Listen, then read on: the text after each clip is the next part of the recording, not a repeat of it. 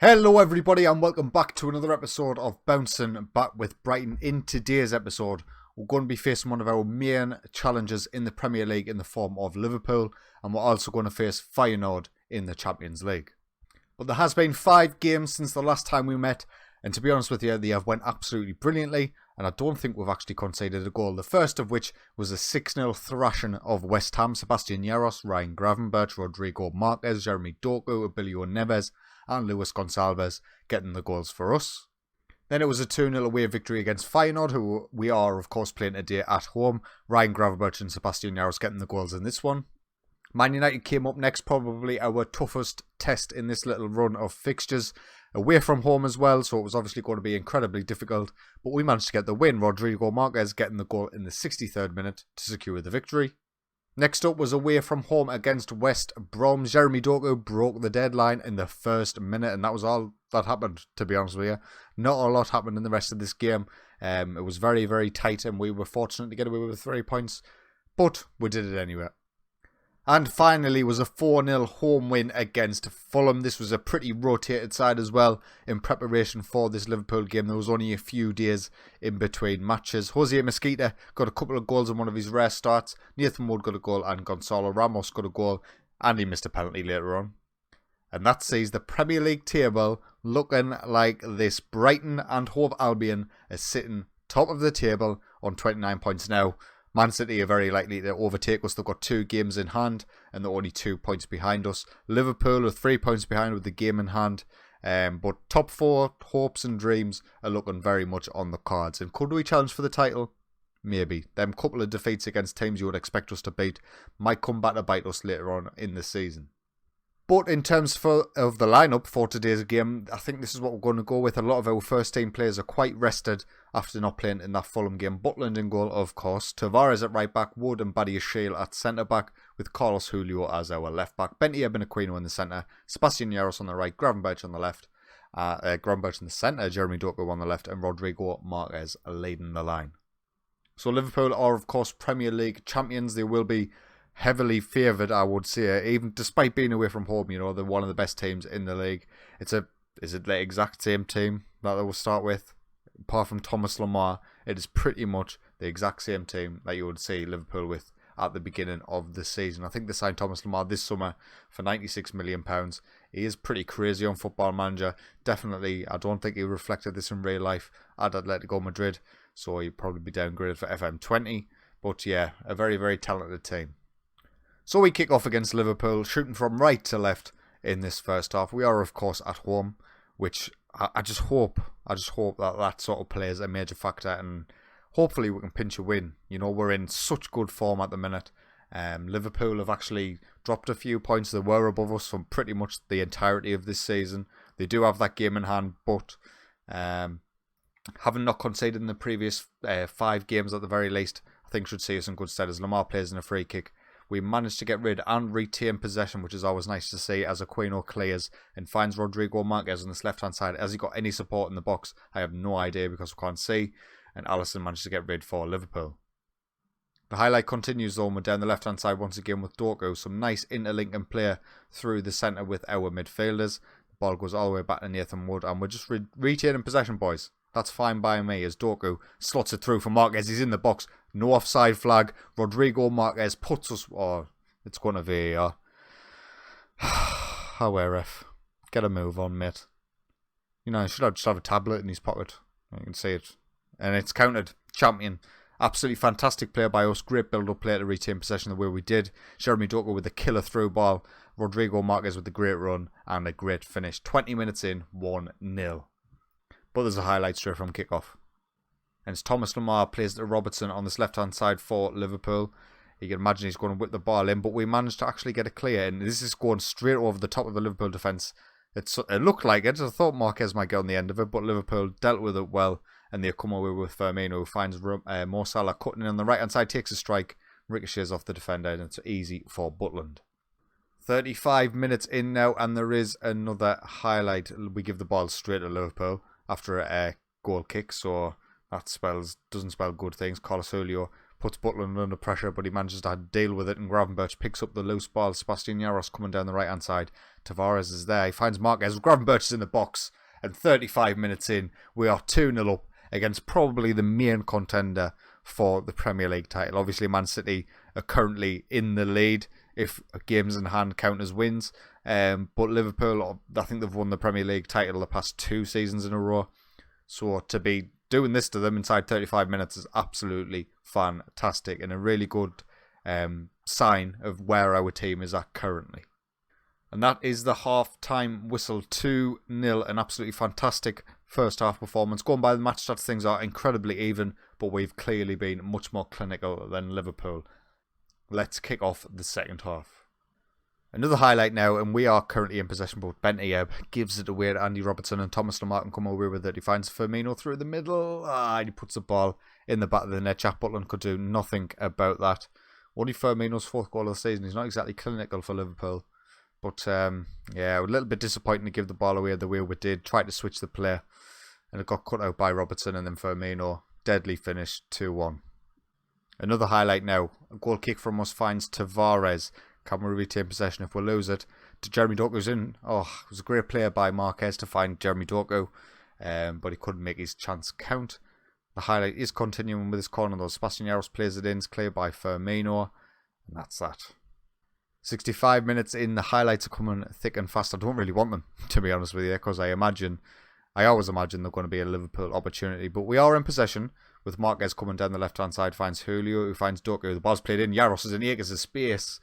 And if he takes his time there, that's a goal. Another highlight, 66 minutes in, and it's Liverpool who are in possession this time. We'll win the header, but we'll give the ball away to Naby Keita, Thomas Lemar, to Fabinho. Can we please pinch this and counter? I don't think we're going to. Sadio Mane finds Firmino, finds Robertson on the left-hand side. Acres of space, Carlos Julio clears only as far as Fabinho. Long-range strike plays, I'd take that. But we managed to get in possession. Can we keep possession? Tavares tries to clear it. Van Dijk wins it. And I'm not even sure what's happening. Jeremy Doku sets away Marquez. Liverpool will push too high up the pitch. And Marquez. Someone's got to put one of these in the back of the net, surely. Oh, the highlight continued from the corner. Mo Salah goes close. 19 minutes to go. I think we're on the ropes a little bit here as Mo Salah brings in Naby Keita. Robertson's on the left-hand side. Oh my days. Oh my God. I don't know what's happening. I don't like it. Whatever it is. We're going defensive. I don't want to drop the line, actually. Not with Firmino up front. We're going 15 minutes to go. I don't want to bring on Jaden Bogle. I have got him on the bench. But we'll bring on Gonzalo Ramos for Ryan Gravenberch. Obviously got the goal today. Carlos Julio as well can come off for Abilio Neves. Them are pretty much like-for-like substitutions. I don't think we're downgrading our players too significantly there. Maybe Gonzalo Ramos is a little bit of a downgrade to Gravenberch, but Abilio Neves and Carlos Julio are definitely very well matched, as Firmino puts Liverpool back to 2-2. That is very, very disappointing. Being 2-0 up after 35 minutes, dominating the match in terms of the clear-cut opportunities, but Neves makes the mistake. Probably just headed out for a corner, mate. Don't head it straight to Liverpool. And with only a few minutes to go, it looks like this match is going to end up being a 2-2, which isn't the end of the world. Liverpool are a very good side. We are still a team that are building and growing. We are not the finished product by any means. So to get a 2-2 against probably the best side in the league, if not the second best side in the league, is a decent result, even at home.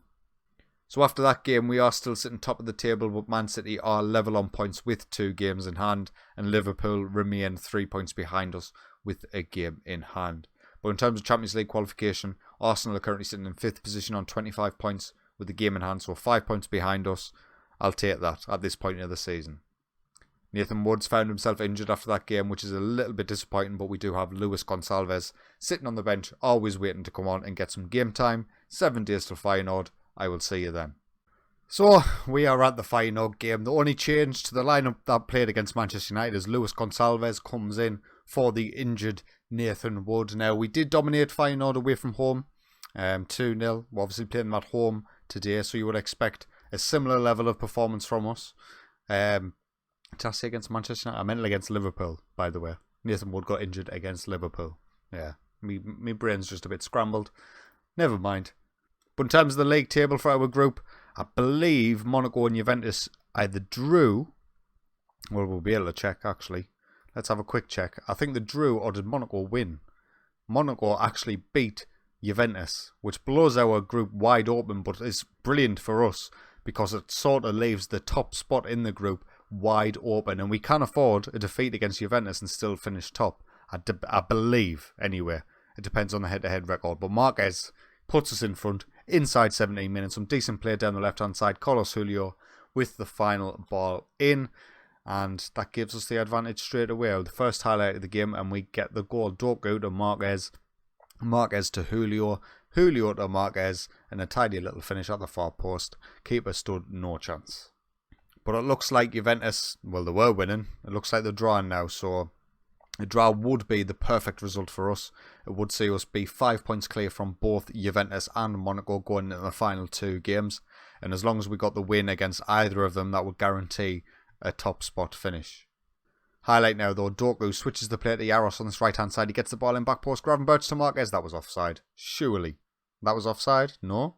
Not even a VAR decision. I will take that. It looked offside to me. We'll have to check again during the replay. But good player from Doku to switch the player. And he finds Yaros in acres of space. The ball is played. Oh no, the final defenders were a couple of yards back after the Sebastian Yaros cross. And Rodrigo Marquez gets his 10th goal of the season. He's had a little bit of a quiet one compared to last season, particularly in the Premier League. But he's starting to turn it up a little bit now. Particularly, I think the competition from, what's his face? I can't remember his name. The Portuguese striker we brought in is maybe giving him a little bit of a kick up the bum after he's got a couple of goals. And Aquino gets his 3rd goal of the season from the edge of the box. An absolutely fabulous strike. And an assist by our right back, Thomas Tavares. Another great goal here. Diego Aquino finds Tavares. Tavares finds Aquino. And then Aquino with a one-touch finish. Great strike. 3-0. So we'll keep an eye on the later scores. It is still 1-1 between Juventus and Monaco. Monaco are at home at this game as well. So if anything, a Monaco win will be absolutely great. We smashed Monaco, right? We did smash Monaco. So it leaves us feeling pretty confident in this group now, despite drawing against Juventus at home. But yeah, I didn't expect this group to go this way, honestly. I thought we will be fighting to the very last game for that 2nd place spot against Monaco. But now it looks like we might even end up finishing top of this group. So at 3-0 now, we're pretty much chilling.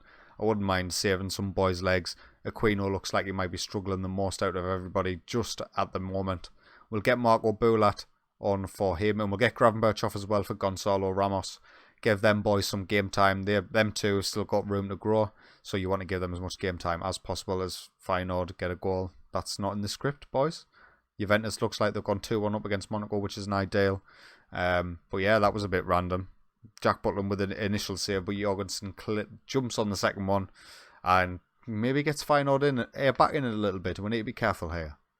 But if things were to, as Monaco equalised again, and they have equalised 2-2, that looks like it could be an interesting game.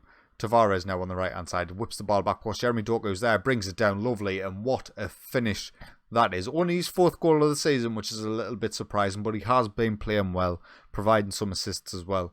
And Tavares is having a great season at right back. He's been getting involved a lot more in the attack than he was last season. And this is an absolutely fantastic finish. Difficult to beat the keeper from that sort of position. And the keeper will feel very bad that he has been beaten there. 4-1. Final 10 minutes of the game. There is another highlight. We're going to make our final substitute of the game as well. We'll get Abilio Neves on for Carlos Julio. And we'll see where this highlight takes us. Jeremy Doku finds Julio before he goes off. Jaros is there. That's going to be offside, surely. Yeah, offside. Never mind. Thought it could have been a quick final assist by Carlos Julio before he went off, but it wasn't to be. 3 minutes remain, and there is another highlight. Gonzalo, I would love him to get a goal. Oh, he goes for it with his left foot, and he nearly gets it on target. Final minute of the game. This is probably going to be a highlight leading to nothing, but we'll stick with it anyway, just in case. Badiashile on the ball finds Yaros in acres of space on the right hand side. Jeremy Doku's in the box, and is that offside? I don't think it is. And now we are Jeremy Doku with his 5th goal of the season, his 2nd goal of the game to make it 5-1. Good play by Badiashile to find Yaros in space, and pretty simple goal. Jeremy Doku brings it down. Keeper is out of position, and yeah, 5-1. And there we have it, full time, Brighton 5, Feyenoord 1. I'm eager to continue and see how that Juventus-Monaco game has ended up. Again, a draw would be absolutely perfect, and it did end up finishing 2-2. So that means a win in either of the games against Monaco and Juventus guarantee us top spot in the group.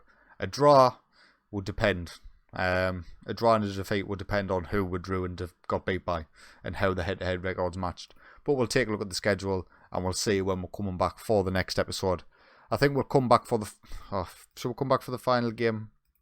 Or should we come back for the Monaco game? I tell you what, the next episode will be AS Monaco and Juventus in the Champions League again. We'll play them just to wrap up the group stage and see if we can finish. Well, I think we're not qualified. We're not guaranteed qualification, are we? We're not. But we're pretty much qualified. You know, both sides would have to win both their final 2 games. And they've both got to play us once. So as long as we avoid defeat in at least one of those games, we are guaranteed qualification. And as long as we win one of those games, we guarantee qualification top of the group. But anyway, if you have enjoyed today's video, please consider leaving a like. And if you are enjoying my content, get yourself subscribed. But until next time, take it easy.